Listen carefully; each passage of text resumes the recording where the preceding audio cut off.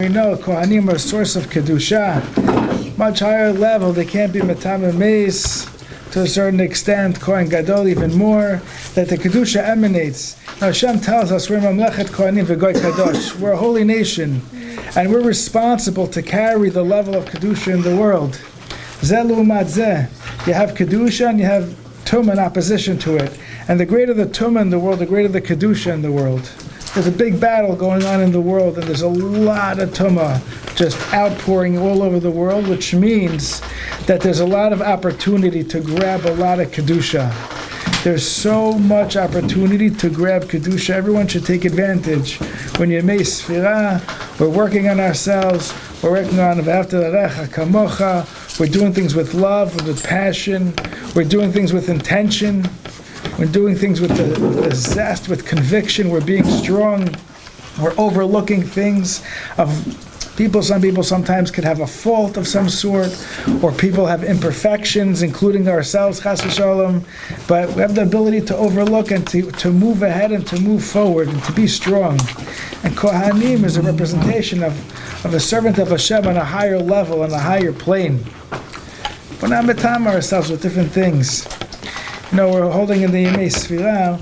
The Torah says, Hashem speaks to Moshe, and he says, Dabel b'nei Yisrael, and tell them when you come to the Aretz, when you come to the land, which I'm giving you, ksartem et ha'ktsira, you cut the ktsira, ve'evatem et ha'omer, you bring the omer, the Sfirah ha'omer, there's a korban ha'omer that we bring, reishit ktsirchem. So the Medrash says, Rish Lakish says, Olam alti mitzvah ta'omer kala be'enecha.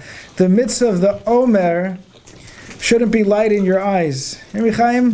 The mitzvah of the omer shouldn't be light in your eyes. It's a very serious mitzvah. Shasa Kadosh Baruch Hu shalom ben ish leishto. Kadosh Baruch Hu made shalom between man and his wife with such a thing. B'schut kemach se'orim. It's barley.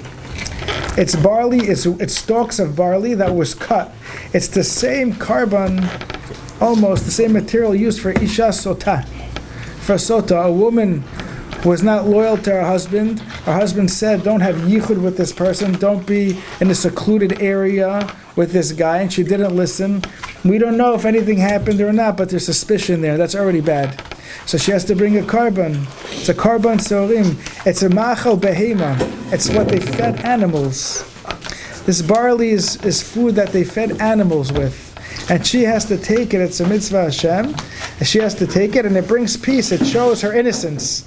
The carbon is for somebody who is innocent. If she's guilty, she's in big, big trouble. If the carbon is for somebody who's innocent, but we take this food that is meant for animals, and we put it through a sieve 13 times, and it becomes something that's roy to go on the carbon Hashem, on the Mizbeach Hashem. Something very, very big. Chazal say from here we learned that Sheva Shavuot to tispol, that you start counting 7 weeks, lecha for yourself, ma'achel chamesh bakama. Like the Rav said, when the sickle hits the stalks, the sickle hits the stalk. Sickle is that half-moon shaped knife that you cut the stalks that are standing up. The second that hits, you start to count. What is this? So Chazal Darshan, al tikri kama ela koma, standing up. What does that mean? That there's a remes here that Sfirah Sa'omer, when you count Sfirah Ta'omer, you have to be standing up. There's a remes from a pasuk. Because you cut the kama is the standing stalks of wheat, so don't say kama, say koma. Koma means I'm standing up. And when you detach it from the ground, then it gets processed and goes on the Mizbeach Hashem. And Rav Schwab says that this is a remez. Well, yeah, this is a remez that when something's attached to the ground, it's still growing. There's still a process going on. But when you detach it, when you detach from earth, when you detach from the world, the stuff in the world that sucks you down, that pulls you, and it keeps you attached to the place. When you learn to detach yourself from such a thing, you could start on the process of growing and growing and growing to come to the Mizbeach Hashem. There's something called detaching. And detaching means that you don't need so much to hold you down and to bog you down. You know, in the greatest place of taiva, there's a bris milah. There's an arla, and you detach it, and it brings you to a much higher plane. It brings you to a much, much holier place. On Sfirah, the carbon there's weeds that are, stalks that are attached to the ground, and you cut them. You detach them from the ground, and the process starts to become sifted and sifted and sifted and sifted to such a high madrega that now you're ready to come in the Mizbeach Hashem. And we work so hard, Yemei Sfira. We learn tons of Musar, and we're masmidim, and the air is getting nice. Emir Hashem, right? The weather's getting sunny. It's always perfect. It's getting sunny. It's getting sunny. It's getting beautiful outside, and you get jittery. It's hard to sit, and you want to run around. And we learn musar, and we learn bahasmad, and we work on our midot, and we do incredible things and the inner stuff. And at the same time, we detach from things that maybe when we were younger we don't do now. A little kid has a lot of necessities. A katan, a kid needs a lot. A gadol, a big person, doesn't need so much. The gadol gives, the katan takes.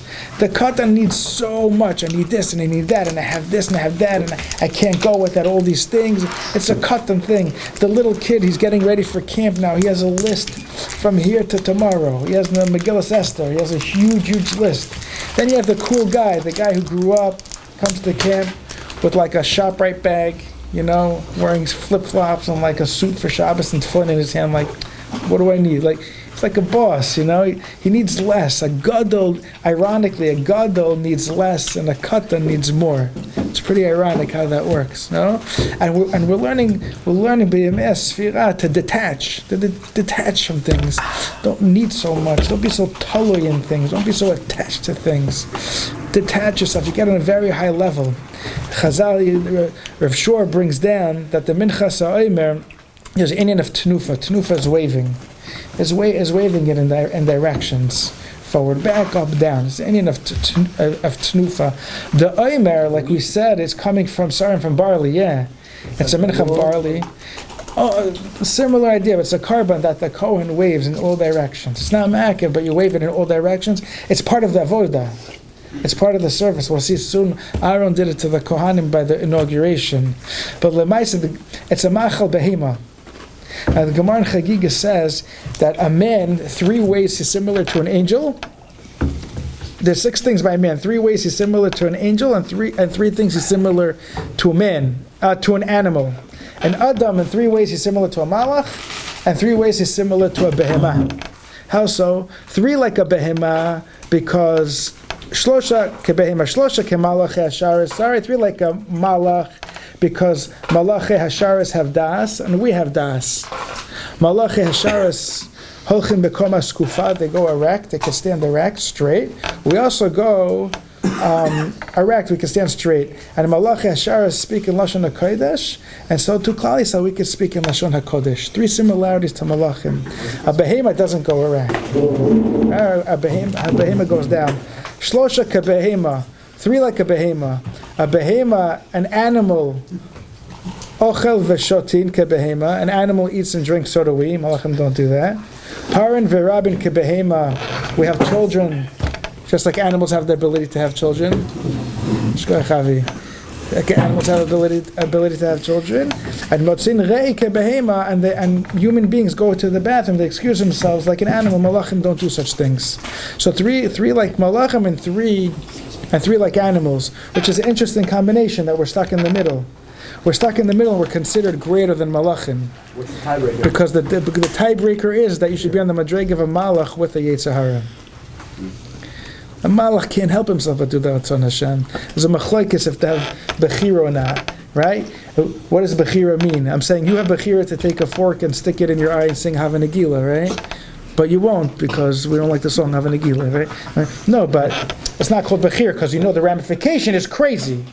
The ramification is nuts. And therefore I will never do that. It's not called bechira. I don't have bechira for that. That's crazy to do that. That's not called bechira. So a malach either knows the truth to not listen to the Dvar Hashem for a moment. The ramification is nuts. Like how could you not listen to? It's not even an option. Or do you say no? They have no bechira b'chlal. But lemaisa, to get to the madreg of a malach, where you're like that by avodas Hashem with the Yetzer Hara, you might be that much greater. We don't. Okay, we also yeah. So that's the excuse. Yeah, that's good. So it's not bechira. Oh, that's why Hashem doesn't show himself. No, so that's in the world of Yira. You're getting into Yira and Ava. Yira is from the lashon of Re'iyah. Re'iyah means to see. You only react to what you see. If you don't see, you don't react. If you don't see, you don't react. If you see, you react. You could have a person driving, let's say he's driving chas v'shalom over the speed limit. Never happened. What's the speed limit here? 65? 85, what? 55. Speed is with the guy. A guy is braking, he's driving 75 miles an hour. He's holding a device in his hand. He's not wearing a seatbelt. And he's cool for 20 minutes. Nothing. He owns the world. And all of a sudden he sees blue and red lights behind him. What happens? He hits the brake, the thing becomes a shiver, right? The thing, he slows down, right? Throws the seat back. What happened? He completely reacted to something he saw. He reacted because he understood what he saw and he reacted to it, and he acted very differently. Yira, fear of Hashem, comes from the word Re'iyah, to see Hashem. And the more you see Hashem in the world, the more you react. The more you act and the more you react.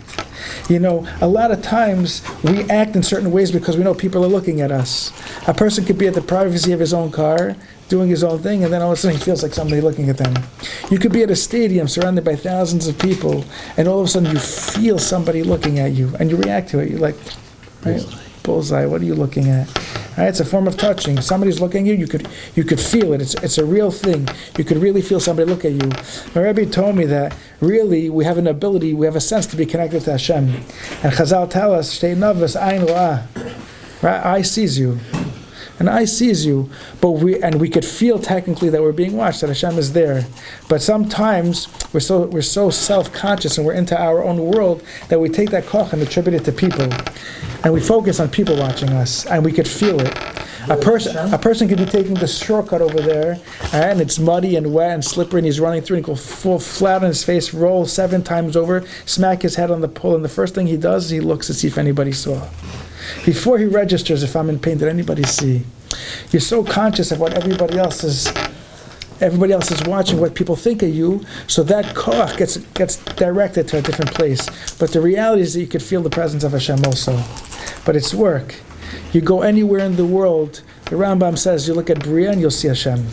You work on seeing, and you take an ant, look at an ant, look at the complexity of an ant. You take the complexity of a dinosaur or a giraffe or elephant or the finger. Somebody cut his finger in the community, he cut his hand, avocado. Apparently avocado is the number one hand cutting accident that people try to get the pit out with a knife and end up stabbing themselves. It said the number one, the kid came in with a stabbed hand, like avocado incident. He's like, yeah, be careful. People hold the avocado and they try to get the pit out. The avocado, the half was in his hand and he wants to get the pit out. And it slipped and it go right through. Number one, and it's not you cut the hand chas v'shalom. It's incredible amount of, you have to go for an intense surgery chas v'shalom and a tremendous amount of physical therapy. There's a lot of small things in your hand.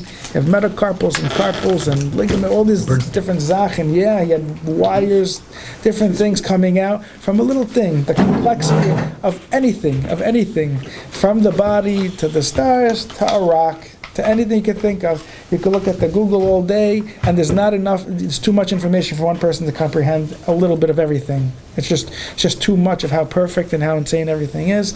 You go out and you see there's a creator, and somebody created the world.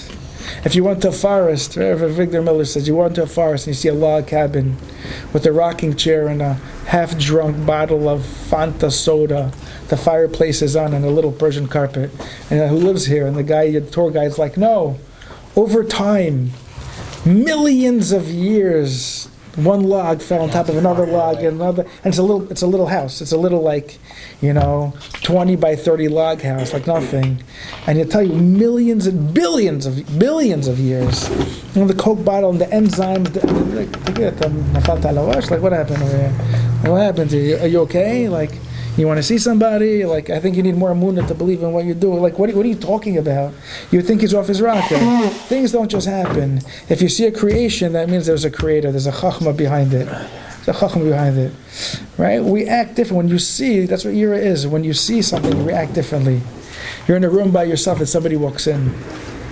Changes the whole mindset. You could be home and somebody's at home in the same house. It's still different floor. Somebody's there, there's a different vibe because there's a presence there. And here is that I feel the presence of Ribono Shel Olam. And the more I see Hashem, which is my lifelong mission, the more I see Him, the more I react in my actions of what I'm doing, what I'm saying. Sometimes you could be somewhere in front of somebody, there's certain things you wouldn't say, right? Imagine the Chafetz Chaim was like right here. Would you be like, "Oh, you heard what happened yesterday?" You wouldn't do that, right? I'll tell you later, right? But not in front of the Chafetz Chaim. For sure that Not in front, right? Not in front of the Chafetz Chaim. Not in front of the Chafetz Chaim. You know, you're not going to hit someone in front of Rabbi Akiva. I don't know. How could you do that? You know. There's certain things that are just in the presence of if you know what you're in front of, you act differently. You act in a certain way. And therefore it's our lifelong mission to work on Yiras Hashem. I see Hashem. I see Hashem. I see Hashem in everything that I do. Tnufa begematria Yisrael. He says, gematria Yisrael, that to pick up the nefesh behemit, the animalistic part of ourselves. Yeah, we're human beings. Hashem made us human, and we have challenges, and we're going to be above malachim because we have a Yetzer Hara. At the same time, we get reminders, and we have to do things like Anna. We have to eat, right? To remember, like you're grounded. You're grounded, being anav, you're grounded. But lemaisa we have lechem sa'orim, that HaKadosh Baruch Hu gives us sa'orim, He gives us barley, and it's part of our carbon. And the Torah tells us, "V'nitgadashti betoch b'nei Yisrael." I want to become kadosh betoch b'nei Yisrael. Uriel, how many people you need for a minyan? 10. You need 10 people. Where do you learn it out from? Anybody know where we learn out from? Meraglim. It's from the Meraglim. Very good. We learn out Eda. The word Eda says Eda here, Eda there. It also says Edat Korach. By Korach it also says Eda. We learn out from Korach, and we learn out from the Meraglim that a minyan is 10. When Hashem says V'nitgadashti betoch b'nei Yisrael, there's 10 people. We learn it out from the Meraglim, and we learn it out from Korach, and we learn out Kiddush Hashem. Because even there's Kedusha. When there's 10 Yidden together, there's Kedusha there. You know, V'nkadashti betoch, within B'nei Yisrael, B'nei ends with a Yud, and Yisrael starts with a Yud. It doesn't matter so He says, yeah, Toch B'nei Yisrael, even in the ones who are struggling, there's Kedusha there. When there's 10 Yidden together, it's beyond. The Tanya says, Shtei in Tanya, that if there was a Malach standing near 10 people, 10 Yidden, even if they weren't learning Torah, the Malach would disintegrate until it ceases to exist from the presence of the Hashras HaShechina, because there's 10 Yidden standing together. You heard that? Is that wild? He has a get out of jail card. I don't know. Whatever. That good question. Yeah, this is I guess the standard Malach. There's many levels, as you know. There's definitely many levels of Malachim, as they stay in the Tanya. As you know, yeah. That a person taka, you have to recognize the Kedusha. You have to recognize the Kedusha of a Yid. HaKadosh Baruch Hu took us out of Mitzrayim, and HaKadosh Baruch Hu gave us an incredible amount of Kedusha. So much Kedusha that it'll melt. Malachim, we know, you have stories of Malachim, at the same time we know that Malachim, they don't have a right to open their mouth until Klal Yisrael does. You know, Uvalid Sion, we've spoken about before, right? Say Kadosh, Kadosh, Kadosh. When the Chazin's up to that, wherever you are, besides Rosh Hashanah, wherever you are, you continue with him. That moment, like, the Malachim are not allowed to open their mouth until Klal Yisrael says Kadosh, Kadosh, Kadosh together by Uvalid Sion. Also the rest of them, or just Kadosh Kadosh? No, the rest continue. It's part of the theme of the Limud of Torah and what's going on there and what you're saying. But you should just continue with everyone together. It's a very, very big moment in Shemayim.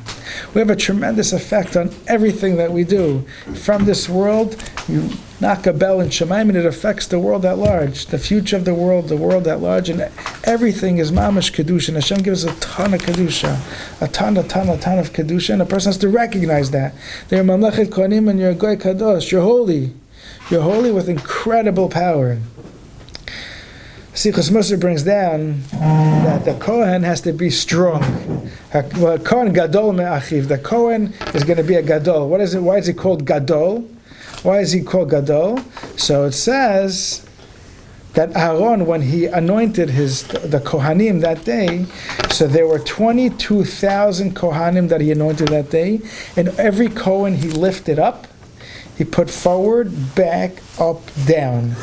22,000. How do you like those guns? No? Let's go. Right? 22,000.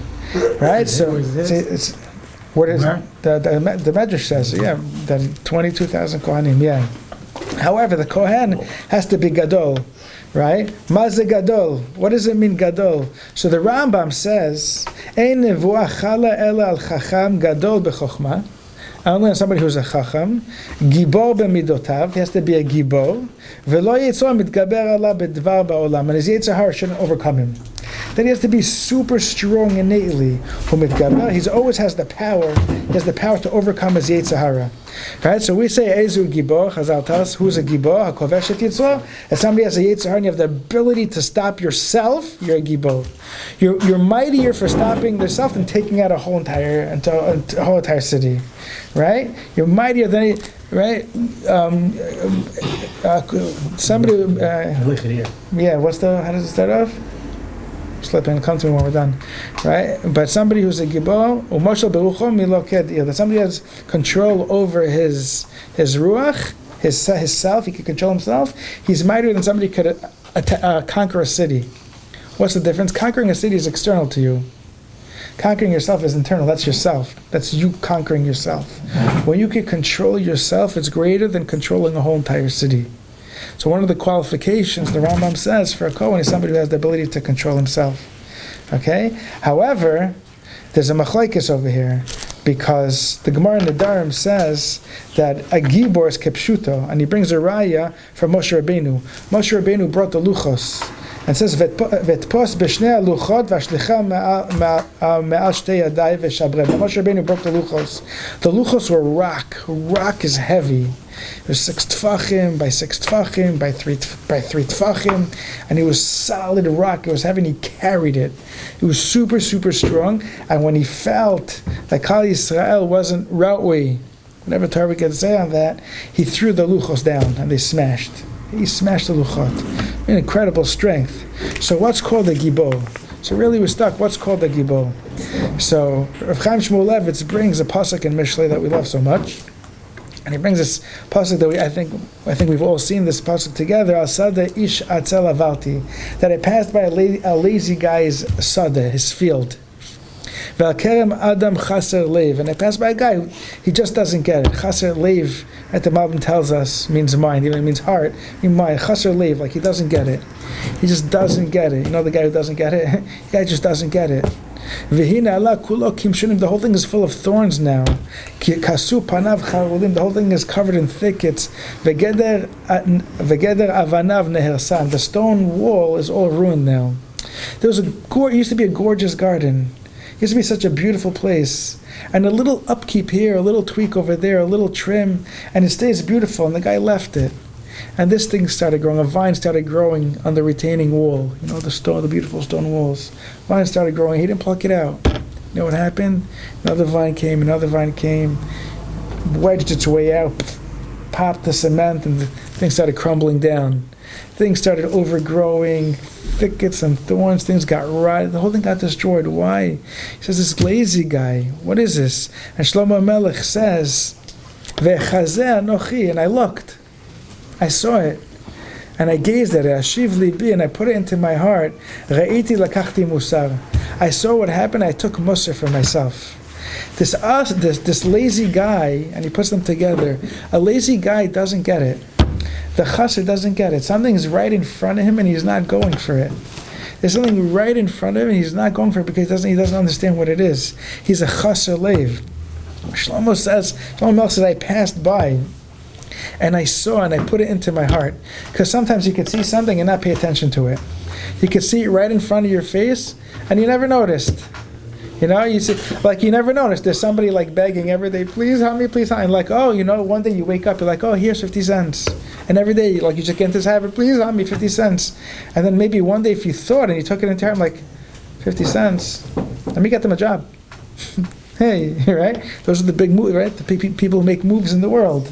Oh, 50 cents. Let me help him out. I know a guy. What are you good at? What can we do? Like, start making things happen. You could see stuff in front of you all the time.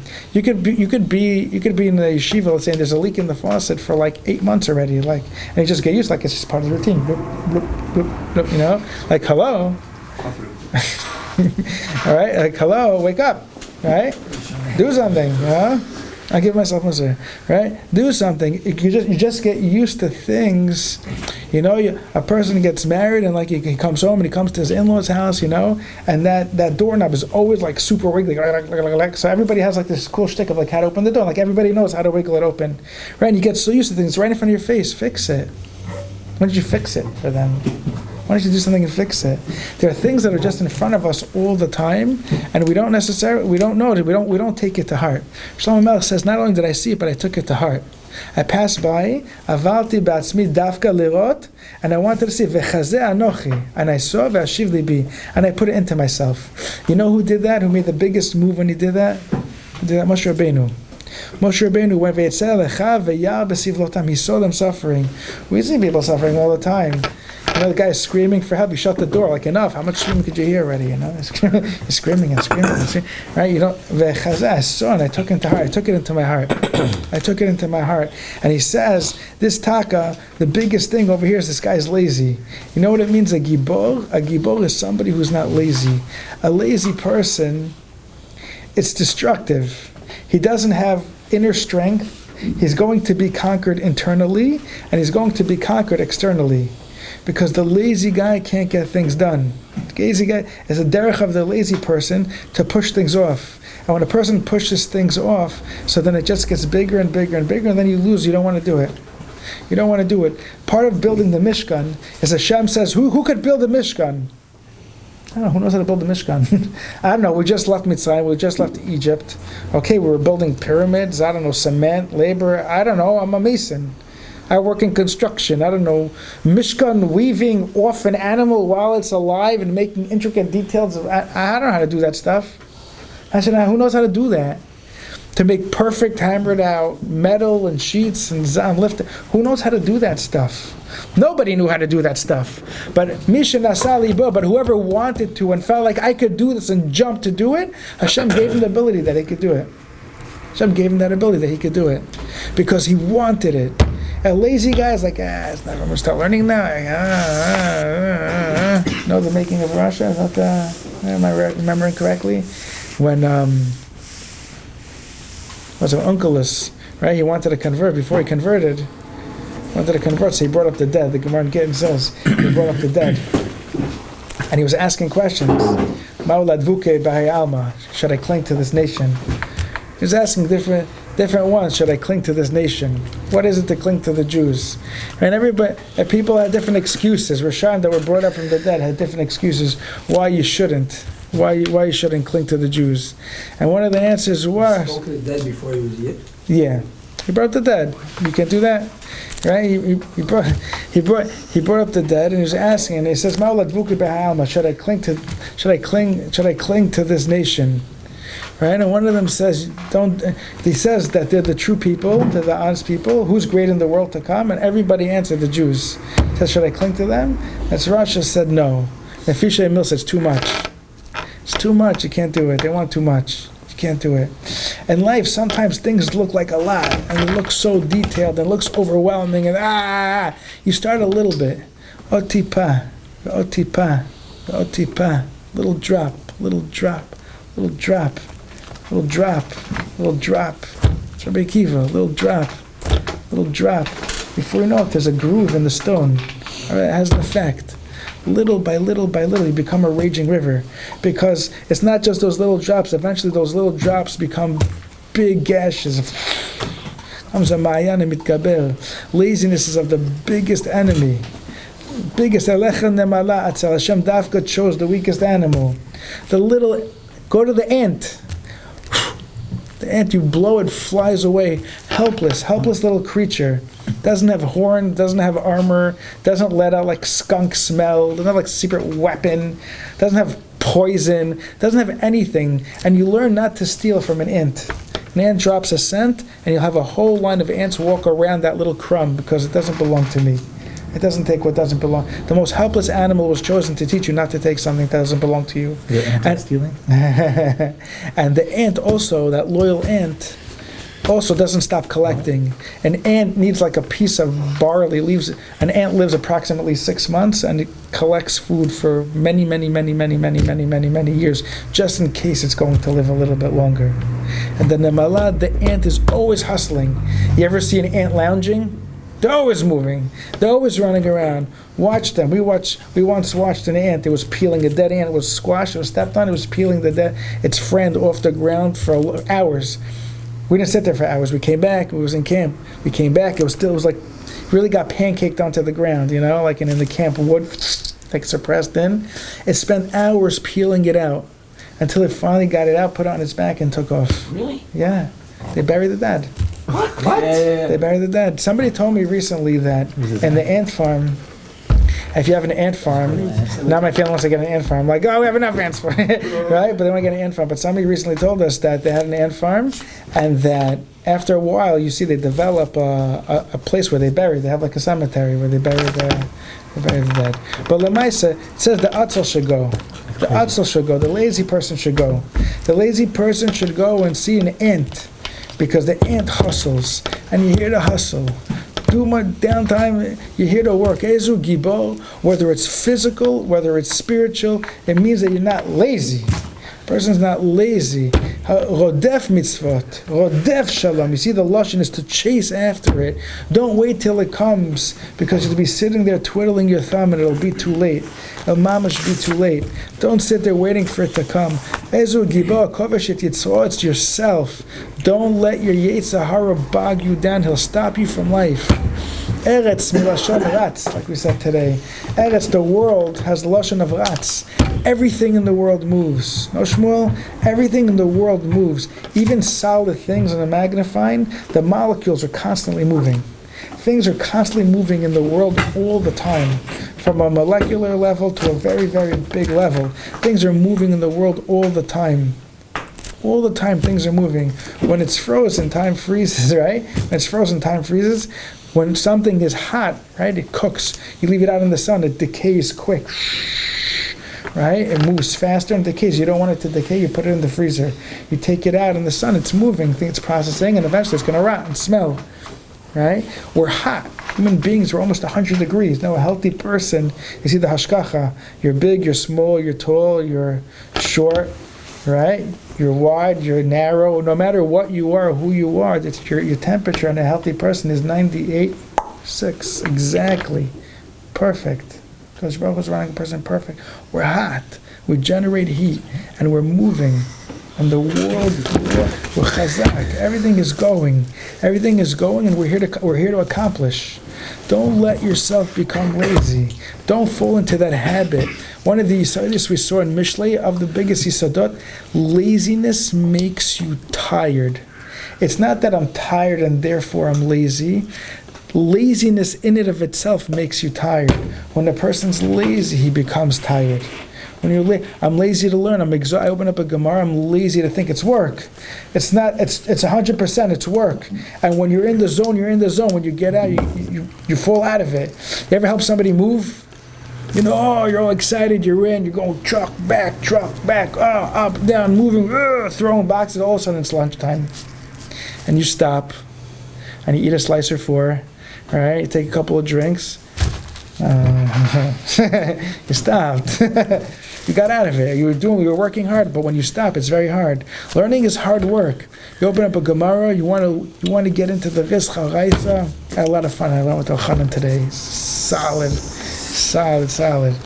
Rizcha, you get involved in Rizcha Daraisa, you get involved in learning Shtark. There's a fire, it's hard. You open it up, all of a sudden you're very tired. Gravity hits, your eyes get pulled down. I don't know, I can't move, right? You're passing out, and then you go to the room, you pick something up. What happened? You were passing out, you couldn't breathe, you needed 8 hours sleep, and all of a sudden, you went to the room, you sat on the couch, and you opened something up, and you're just like, right? You're totally up, and in 7 hours, you're good to go. And what happened? Laziness makes you tired, and it's habitual. A lot of times you fall into that habit. We get into a situation, we get lazy, and it makes you tired. Don't let the laziness make you tired. Don't let it make you tired. I'll tell you one more word. I saw this wild word. Wild word. Rav Schwab. There was a story of the Mekalel. You guys know the Mekalel? There was a guy. I was thinking about your fall. There was a guy who was born in Stam. I was thinking about you. There was a guy who was born that not from a Jewish father. There was one person. That sounds bad, no? Hey, yeah, Shlomit. There we go. There was one person. Veitzeh ben Isha Yisraelit. There was a son of Isha Yisraelit, Jewish woman. V'hu ben Ish Mitzri. And Rashi brings out, he tells us that this is the Shavach of Klal Yisrael, that this child was born from an Egyptian man. Why is that a Shavach to Klal Yisrael? Because she was the only woman in Mitzrayim violated. She was the only woman in Egypt, all the time they were in Egypt, that was violated by an Egyptian. And she had a son. And the Ben Mitzri. Why is that a shvach? Because they were there for 210 years, and there was only one incident with an Egyptian with a Jewish woman. The Egyptians are nice, not us. No, because Klal Yisrael reserved themselves. Oh, very good. It's a great shaila. Oh. So he says why. One of the reasons why. What did he say? Rashi brings down, her name was Shlomit Bat Divri. Shalom. There you go. Shlomit Bat Divri. Why is her name Shlomit Bat Divri? I'm not sure if her name was really Shlomit Bat Divri, but the Torah says her name was the Torah says so. But the message is because she everybody who walked by, she said, Shalom. Shalom. Shlomit Bat Divri. Divri means ledaber. Her mother, I guess, used to talk a lot. And she was Shalom, Shalom, Shalom. When you say Shalom, you have a connection. When you make a connection with bad people, what happens? You're in trouble. And she got in trouble. Right? Shalom, she spoke too much. What are you doing? What are you associating yourself with these people for? What shaykh is he saying shalom? And she got in trouble and she got violated. So in the Maisa she got pregnant and she had a kid. And she's from Shevet Dan.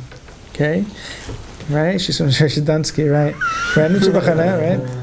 And what happened was, he came and he planted himself in his tent over here. Yeah, I live here. I'm in Shevet Dan. And they tell him, buddy, with all the respect, you're not from Shevet Dan. He's like, what are you talking about? It goes according to the father's tribe, not the mother's tribe. The Sfaradi Ashkenazi father, Jewish, not mother, right? So they tell him you have to go to your tribe. He goes, what shaykh? It's like, what do you mean? So where should I go? I don't know. Get out of it. They kicked him out. He ended up in Beis Din. He ends up in Beis Din, right? And he's like, okay, who's your father? He's like, I don't know. I don't have a father. It's like, who's your father? They said your father's dead. Who killed your father? Moshe Rabbeinu. How did he kill him? With the Shem Meforash. So he cursed the Shem that killed his father. Kovet Hashem. He cursed Hashem. So now they had to take him out. Okay, that's it. That's your chavmi. Now that's one of the 7 Noahide laws, right? Birkat Hashem. You can't curse Hashem. Chas v'shalom. So they took him out. How did he curse Hashem? He cursed the name that killed his father. Ve'inichehu b'mishmar, and they kept him in jail.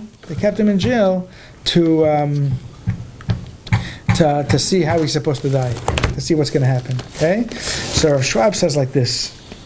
I don't understand. There was the case of the Mekoshesh. The Mekoshesh is somebody who was Mechalel Shabbos. He gathered in wood on Shabbos, and they were told not to be Mechalel Shabbos, and the guy did it, right? We couldn't keep 2 Shabbosos, right? He came, he gathered the wood, and they had to kill him. They put him in jail, they had to kill him. What's going on here? Moshe Rabbeinu didn't know how to kill him, so of course Moshe Rabbeinu knew he was Chayiv Misa. He was Mechalel Shabbos. So why did they put him in jail? Moshe Rabbeinu didn't know which death to give him. Why didn't Moshe Rabbeinu know which death to give him? Somebody's Mechal Shabbos, Skila. Why didn't you? Why? You just learned it from Hashem, right? You just learned it. Somebody's Mechal Shabbos, Skila. That's it. So what do you need to wait to find out what the Dvar Hashem is? So some Farshim say because some hold that he did it on purpose. That the Mekoshesh, the person that was Mechal Shabbos, like, what are you doing? It's like the Malach we spoke about, right? Malach, what are you doing? Hello? You just went through Esel Makot, you were just in Mitzrayim, you just had Kriyas Yamsuf, like, hello? Right? What are you doing? Hashem said, don't do that. What are you doing? Some said he did it on purpose that people should see what happens to Mechal Shabbos, to instill a year into them. So when someone's Mechal Shabbos and a Chil Shabbos is Keneged Hashem Lahachis, and you're defying Hashem and say Mechal Shabbos like a Oived Avodah Zara, is Chayav Skila. What are you doing? Denying Hashem Chas v'Shalom. But somebody who was doing it L'Kiddush Hashem, that he wanted to be Kiddush Hashem Shemaim, that people should learn what year is, maybe there's a different form of punishment. So Moshe Rabbeinu kept him aside. But cursing Hashem? What if he's going to the same time? Huh? He says, yeah, I'm going to the same time. Who knows? Right, so the Gemara tells us that. You're right, but the Gemara tells us that. So there was obviously how it was Benos Tzlavchad. His daughters got a Yerusha. There was stuff going on over there that leads one to see that when you see the whole entire story at large, which we could discuss, then you see Taka, like what was going on over there. Okay? But what's pshat that Moshe Rabbeinu, when they had to retain him, they didn't know? He didn't know that he's Chayav Misa for cursing Shem Hashem? I heard a great Mussar shmuz from the Rav from this. The Mekalo. Those who heard the Mekalo curse, they had to lean their hands on him like a carbon, right before he got killed. So what's pshat? Why did they have to lean their hands on him? When you bring a carbon, you have to do smicha. So whoever heard him curse, they had to do smicha on him. What's pshat? That they had to do smicha on him. He's like a carbon. What's pshat? When you bring a carbon, so you have to do tshuva. So what tshuva did they have to do? He said a pshat. He said, if somebody's not embarrassed to talk in front of you a certain way, it's a pagam in you also. Now sometimes you'll have a guy come to you, or have like a worker come to you, and he'll start talking to you and be like, sorry. So that's like, of course you're sorry, you know? but like you feel, but at the same time it's a shvach that he recognized, like, oh, I said something inappropriate in front of somebody. Maybe I shouldn't have said something like that. If somebody doesn't realize that, then it's a pagam in the person. If he doesn't realize that about you, that he shouldn't be talking like that in front of you, it's a pagam in the person. Right? So he cursed Hashem. Whoever heard that had to lean their hands. They needed a form of tshuva. They needed that kapara as well. But Lemaisa, Moshe Rabbeinu said, put him aside. We have to figure out what to do with him. What's the question? Dead! You cursed Hashem. How come he didn't know? How come Moshe Rabbeinu didn't know? What's pshat? The Zechir, what's pshat that such a thing happened? And he said that everything Moshe Rabbeinu learned, he learned from Hashem. And the way a person learns, a picture says 1,000 words. No? A picture, like you could see a picture today. The pictures are very in like the Mishnayos. You see a picture of something, and then you learn the Mishnah. It's so much easier. It's like basin, flex. That's what flex is. Oh, I was always flexing. I don't know, like I don't know what that is. And the picture is so good, and then like everything just reads very, very smooth. You picture things. So Schwab said when that halacha came, when Hashem told him the halacha if somebody cursed Hashem, Moshe Rabbeinu couldn't picture it. Like, what does that mean? Like, he couldn't picture the fact of somebody doing such a thing. He had no clue. And then when it came to fruition, he was just like he couldn't do it. He had to put him aside and find out what the Dvar Hashem is, because he couldn't picture such a thing. And he says something very, very wild over here. He says like this, that there's a concept also in Mishlei, because everything's in Mishlei. Ma'im genuvim imtaku. Stolen waters are sweet. Something stolen is sweet. There's a sweetness to something bad also. Just like there's a ta'anug, there's such a delight when you work on something for real and you experience the joy of success, that you're close to Hashem. I worked on it so hard and I davened so hard and I did a good job. And there's like, they call this nachas, right? I think it takes years to get this idea called nachas. There was just like, it's just like you worked on kids and grandkids and whatever it is. There's something called nachas. It's from a lot of work. There's a big simcha. You work really hard on a masechta. You work for real. You make a siyum. Leiv yodeh marat nafsho. Only you know how much work you went into it, and nobody else could interfere in that simcha. Nobody else is going to interfere in that simcha. It's a real thing. When you work something for real, Tumah also has something like that. Tumah, there's also ma'im genuvim, that something stolen is sweet because it's like a forbidden place that I'm not supposed to get that enjoyment, and I got that enjoyment. Oh, kocha tumah. At war, you want to come close. There's something called kirvas Hashem, and there's no greater joy than coming close to Hashem.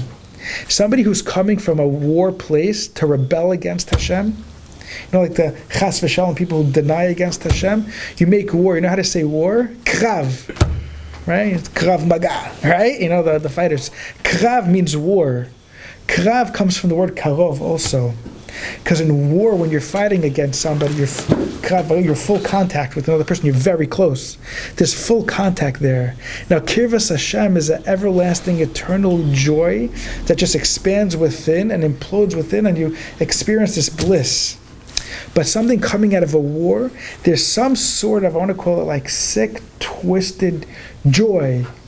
Somebody's very upset at another guy, right? You could work on your midas, you could walk away, or you could tell him, oh God, like whatever it is that you say, and you call him a name, and there was a moment of enjoyment over there, and it came from Tumah. It came from Tumah. When the Mekalel cursed, there's a form of coming close to Hashem. Krav, he made war with Hashem in a Tumadic way.